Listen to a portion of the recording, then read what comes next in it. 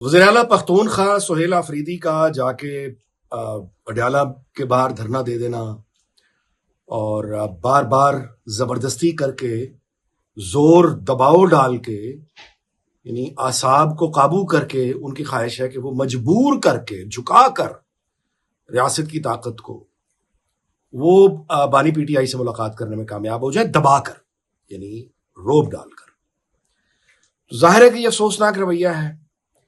یہ دونوں جانب ہی بنیادی طور پر اگر دیکھا جائے پاکستان کے جو سرکمسٹانسز ہیں، جو پیچیدگیاں ہیں ہماری معیشت میں، ایڈمنسٹریشن میں، جس کا اقرار جو ہے وہ خود اب حکومت کے ذمہ دار بھی کر رہے ہیں، ان تمام کمپلیکیشنز کو اگر آپ ذہن میں رکھیں تو یہ بہت افسوسناک رویہ ہے۔ سہیل آفریدی جو ہیں وہ دباؤ ڈال کے ڈرا دھمکا کے گویا یہ ثابت کرنے کی کوشش کر رہے ہیں کہ وہ بانی پی ٹی آئی سے ملاقات میں کامیاب ہو جائیں گے۔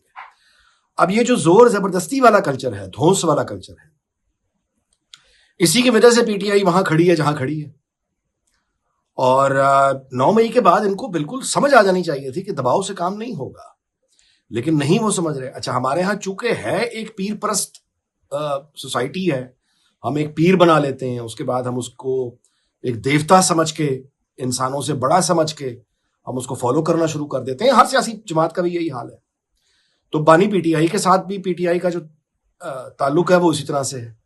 نتیجہ اس کا یہ نکل رہا ہے کہ سہیل آفریدی، جن کا اصل کام پختونخوا کے لوگوں کی خدمت ہے، گورننس دینا ہے، ان کی خدمت کرنا ہے، وہاں پہ یعنی لا اینڈ آرڈر کو ٹھیک کرنا ہے، ہیلتھ دینا ہے، ایجوکیشن دینا ہے، اور وہ کام جو بقول سہیل آفریدی وہ خود بھی کہہ رہے ہیں کہ ہم پنجاب جیسی ترقیاتی کام چاہتے ہیں کہ پختونخوا میں ہو، تو اگر وہ یہ چاہتے ہیں کہ ہو تو پھر توجہ بھی تو کریں نا۔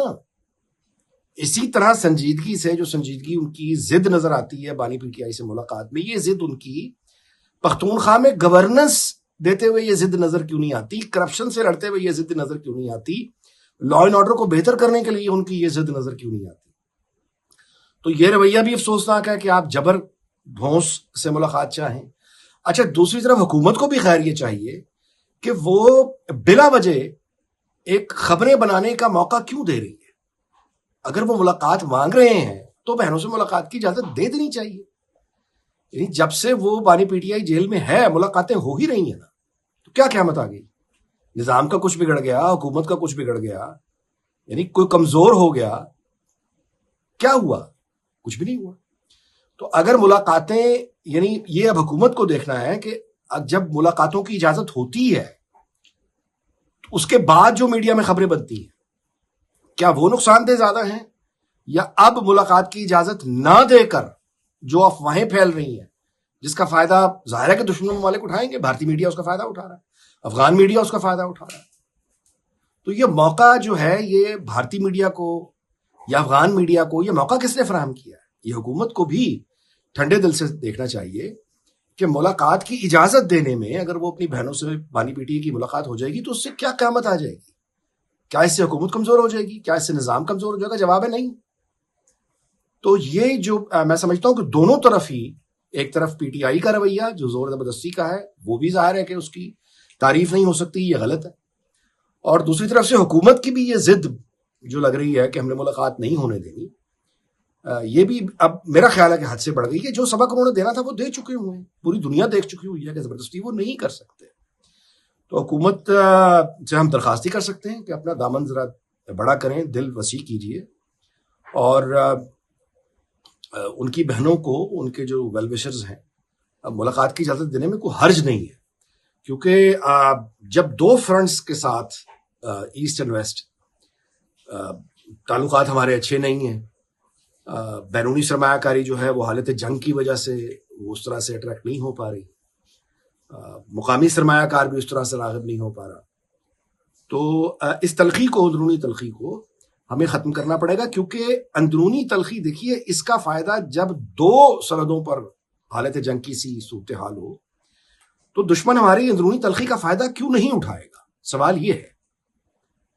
وہ ہر ممکن کوشش کرے گا کہ جہاں جہاں ہماری سوسائٹی میں، ہماری سیاست میں تلخی ہے، زہر ہے، وہ دشمن جو ہے وہ کیلکولیٹ کر کے وہیں ضرب لگائے گا جہاں سے یہ تلخی اور بڑھے۔ اب مثال کے طور پہ بانی پی ٹی آئی کی صحت اور زندگی کے حوالے سے جو افواہیں پھیلانے کی کوشش ہو. بہت یعنی بھارتی ٹیلی ویژن تو بہت زیادہ اس کو بڑھاوا دے رہے ہیں.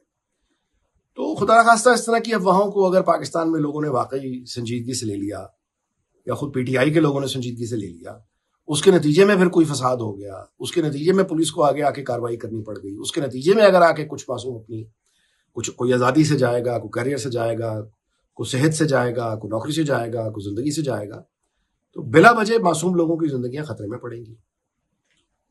تو یہ افواہیں پھیلانے کا جو نیٹ ورک ہے, یہ ہم جانتے ہیں کہ وہ پوری شدت سے کام کر رہا ہے.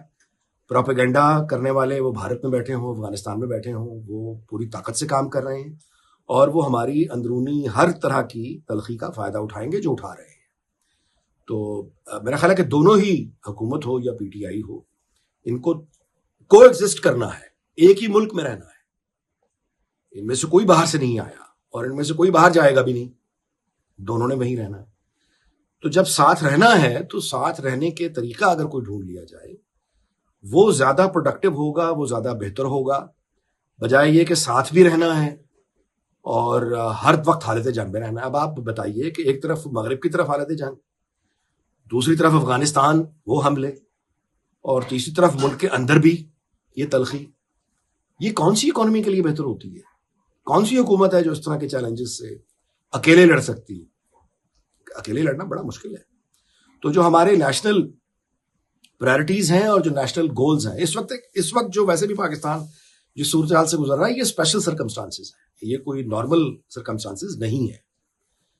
تو اس طرف میرا خیال ہے کہ ہمیں توجہ کرنی چاہیے. دوسری بات جو میں کرنا چاہتا ہوں وہ یہ ہے, ڈاکٹر وکٹر گاؤ جو کہ چائنا کے بہت بڑے اسکالر ہیں اور چینی حکومت کے ترجمان اعلیٰ ترین سطح پہ سمجھے جاتے ہیں, انہوں نے حال ہی میں ایک بہت بڑی خوشخبری سنائی ہے. نمبر 1, انہوں نے یہ کہا ہے کہ پاکستان اور چین کی دوستی ہمالیہ سے اونچی والی جو مثال ہے یہ اب پرانی ہو گئی ہے, کیونکہ پاکستان اور چین کی دوستی اب خلاؤں تک جا چکی ہے. یعنی ہمارے جو اسپیس اسٹیشنز ہیں, ہمارے جو خلاباز وہاں پہ جا کے کام کر رہے ہیں, ہم پاکستان کو شریک کریں گے اپنے ساتھ. تو پاکستان اور چین کی دوستی اب خلاؤں میں جا چکی ہے, ہمالیہ والی بات پرانی ہو گئی ہے. یہ ڈاکٹر وکٹر گاؤ نے کہا ہے. اور دوسری بات انہوں نے یہ کی ہے کہ یہ دنیا دیکھے گی بہت جلد کہ چینی خلابازوں کے ساتھ پاکستانی خلاباز کام کر رہے ہوں گے, یہ دنیا دیکھے گی. اور اس کے ساتھ ہی ڈاکٹر وکٹر گاؤ نے ایک بہت اہم بات اور کی ہے, وہ یہ کی ہے کہ پاکستان نے 1971 میں امریکہ اور چین کے جو تعلقات ہیں اس کی بحالی میں یا ریکنیکٹ کرنے میں چین اور امریکہ کا جو پہلا رابطہ ہوا تھا کمیونسٹ جماعت کے برسر اقتدار آنے کے بعد, تو پاکستان نے بہت امپورٹنٹ رول پلے کیا تھا. اور جو رول پاکستان نے اس وقت پلے کیا تھا وہ آج 2025 میں بھی کر سکتا ہے. یعنی امریکہ اور چین کے درمیان اگر کوئی غلط فہمی ہے تو پاکستان برج پل کا کردار ادا کر سکتا ہے ان دو بڑی طاقتوں کے درمیان, امریکہ اور چین. یہ ڈاکٹر وکٹر گاؤ نے کہا. اب آپ اندازہ لگائیے کہ دنیا ہمارے لیے چین کس طرح سے آگے بڑھ کے ہمارے لیے ترقی اور ورلڈ سٹیج میں ایک سینٹر کریکٹر دیکھ رہا ہے. ہم آپس میں ایک دوسرے سے لڑ رہے ہیں, ایک بہت ہی معمولی باتوں پہ لڑ رہے ہیں. تو یہ افسوسناک صورتحال ہے. ہمیں پاکستان کو اپنا جائز مقام حاصل کرنے کے لیے دل بھی بڑا کرنا پڑے گا اور سوچ بھی بلند رکھنی ہوگی.